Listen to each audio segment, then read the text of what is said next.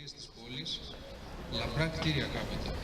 Φαντάζει μπροστά μας το αναπαλαιωμένο κτίριο με μεράκι και αποφασιστικότητα κόντρα στην κρίση για να ενταχθεί λειτουργικά και ποιοτικά στην καθημερινότητα, κεφαλοποιώντας την πολιτισμική του φυσιογνωμία στην ανάπτυξη της πόλης, αφού πρόκειται για το αρχοντικό του ευπατρίδη Δημάρχου Νικολάου Ζωήδη, Ηπειρώτη.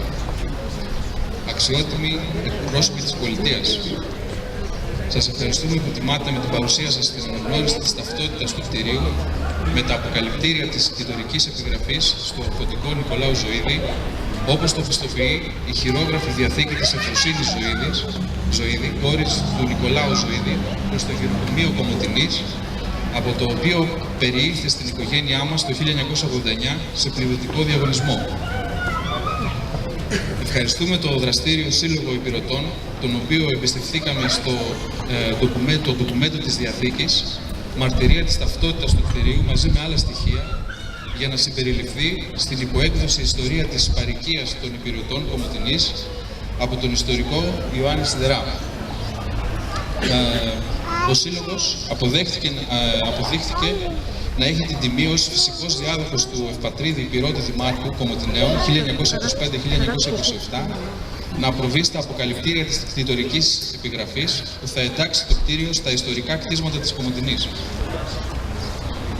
Ευχαριστώ τους συναδέλφους και φίλους που υποστήριξαν μαζί μου τις επίπονες και χρονοβόρες γραφειοκρατικές διαδικασίες του διατηρηταίου, τον Γιώργο τον Εφρεμίδη τον αρχιτέκτονα, το τεχνικό γραφείο Άμετρων και τους φίλους Σταύρο και Φώτη Ανταβίδη και Νίκο Γρηγορόπουλο, το τεχνικό συνεργείο Τεχνολύσης, τον Δημήτρη τον Αλμπάντη και τον Κώστα τον Σκότη, τον Μανούλη τον Δαφτσί, τον ξυλουργό μου, τον Χαλίλη τον σιδηρουργό μου, τα καταπληκτικά μου μαστόρικα τον Σεφέρ και τον Μιαζί.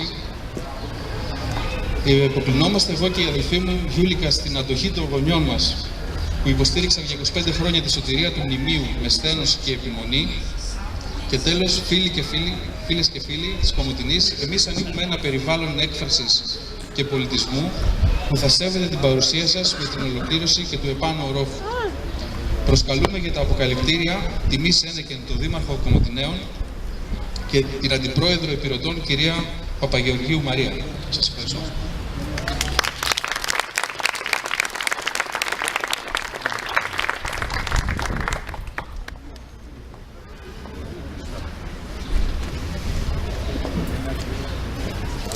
Δύο κουβέντες μόνο, να συγχαρώ τον Γιώργο, την αδελφή, τους γονείς του, γιατί, όπως είπε και ο ίδιος, αναγνωρίζοντας την προσφορά τους, είναι μια συλλογική προσφορά. Και διαμόρφωσαν το Art Café Βαρόσι. Ο Σύλλογος Ηπειρωτών.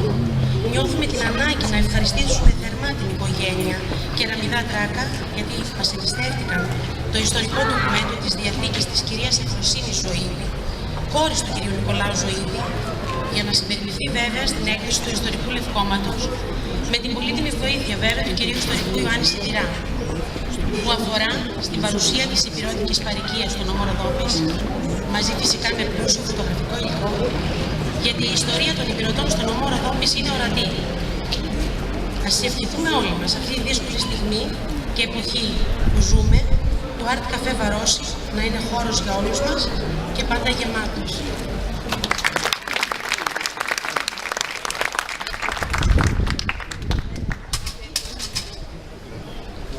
Hey.